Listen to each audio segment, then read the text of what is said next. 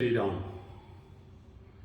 मैं ठाकुर कमल सिंह तंवर, अध्यक्ष राजपूत सभा जिला फरीदाबाद, आज केंद्र सरकार और हरियाणा सरकार की बीजेपी पार्टी को यह अवगत करा देना चाहता हूं कि क्षत्रिय राजपूतों का एक सुनियोजित षड्यंत्र के तहत मुस्लिम आक्रांताओं द्वारा और उसके बाद अंग्रेजों द्वारा उनकी शिक्षा और संस्कृति को नष्ट करने का एक षड्यंत्र किया गया।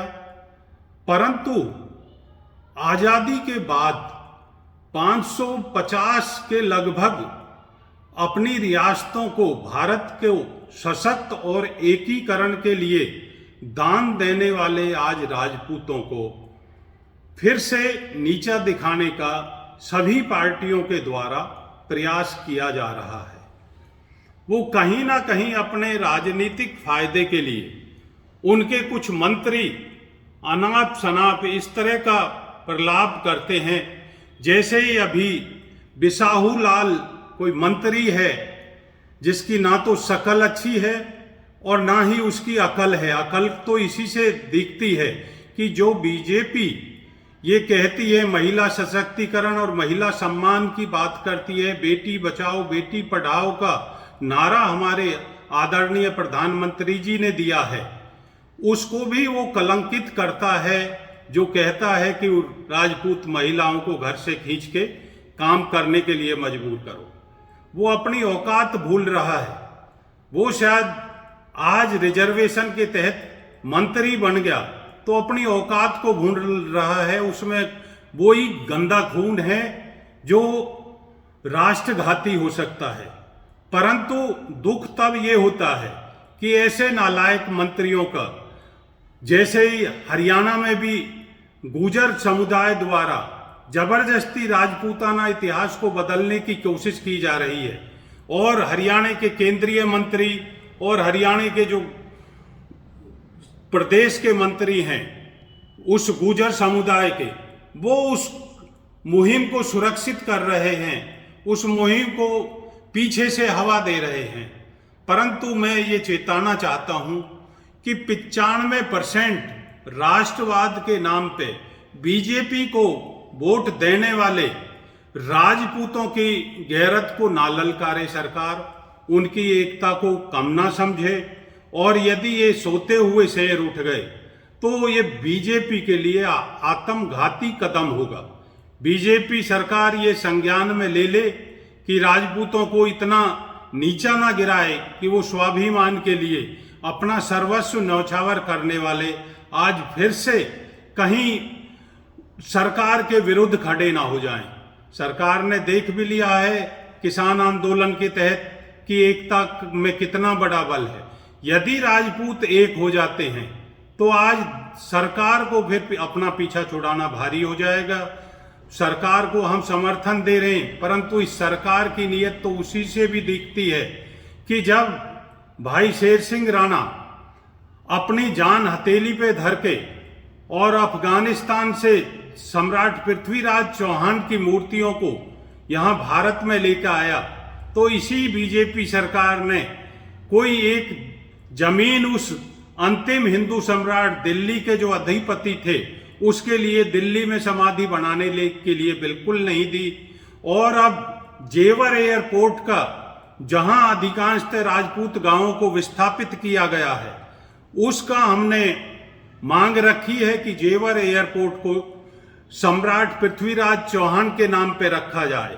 और इसी तरह से एक भांड फिल्मीकार है जो पृथ्वीराज चौहान जी के ऊपर फिल्म बना रहा है, उसने सिर्फ पृथ्वीराज चौहान संबोधित करके जो बताया है उसके लिए मदेरना जी ने और कालवी जी ने और हमारे इन्हीं सामाजिक नेताओं ने चेतावनी दी है, और गोगा मेडी जी ने भी चेताया है यदि उस फिल्म का सम्मान के साथ नाम नहीं रखा गया, क्योंकि वो सभी के अंतिम हिंदू सम्राट थे और सभी के आदर्श भी हैं।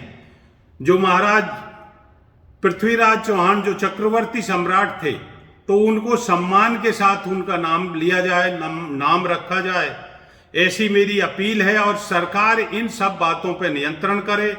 केंद्र सरकार, हरियाणा सरकार, आज हरियाणा में हम देख भी रहे हैं कि फरीदाबाद को किस तरह से जातिवाद में भटकाया जा रहा है और विनाश की तरफ ले जाया जा रहा है, जबकि ये फरीदाबाद को स्मार्ट सिटी चुना गया था, परंतु स्थानीय नेतृत्व की नीति और नीति में फर्क होने की वजह से आज किस तरह की दुर्दशा है फरीदाबाद की।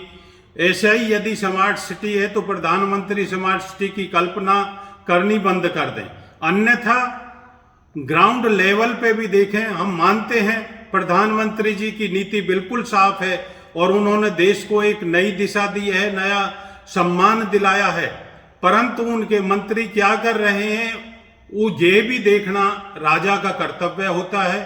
तो सभी कृपया ये ध्यान दें, जो भी नियंत्रक बॉडी है इन फिल्मकारों की या इन मंत्रियों के जो मुख्यमंत्री हैं, वो ये ध्यान दें कि उनके मंत्री क्या नाप शनाप बात कर रहे हैं।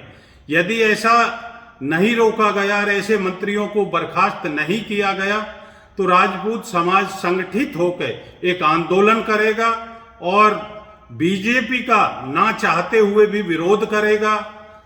और बीजेपी के 95% राजपूत समर्थन करते हैं केवल राष्ट्रवाद के नाम पर।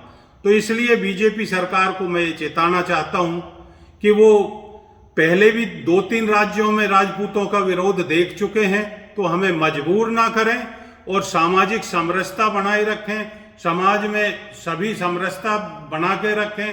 राजपूतों ने वाल्मीकियों का भी, महाराज राम जी की देखो आप, बच्चों की परवरिश भी महर्षि वाल्मीकि के वहाँ उनके बच्चों की परवरिश हुई, और महाराणा प्रताप जी के वहाँ भवन के अंदर, जो महल के अंदर भी रविदास जी का मंदिर है। तो हमने कभी जाति बिरादरियों में विभक्त नहीं किया है समाज को।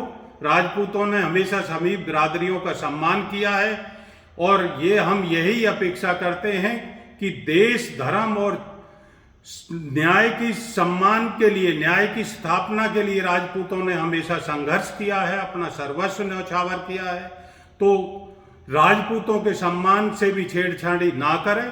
और मेरा पुनः एक बार केंद्र सरकार से यह अनुरोध है कि वो ऐसे मंत्रियों को लगाम दें जिनकी ना तो कोई शैक्षणिक योग्यता है और ना ही जिनकी शक्ल भी देखने में अच्छी नहीं लगती है। ऐसे का विरोध भी क्या करें जिस पे थूकना नहीं चाहते हैं, और इनसे बाज आए, इनको तुरंत प्रभाव से बर्खास्त करें, अन्यथा हम अपनी कार्यवाही करने के लिए मजबूर हो जाएंगे। धन्यवाद। जय हिंद, जय भारत, वंदे मातरम।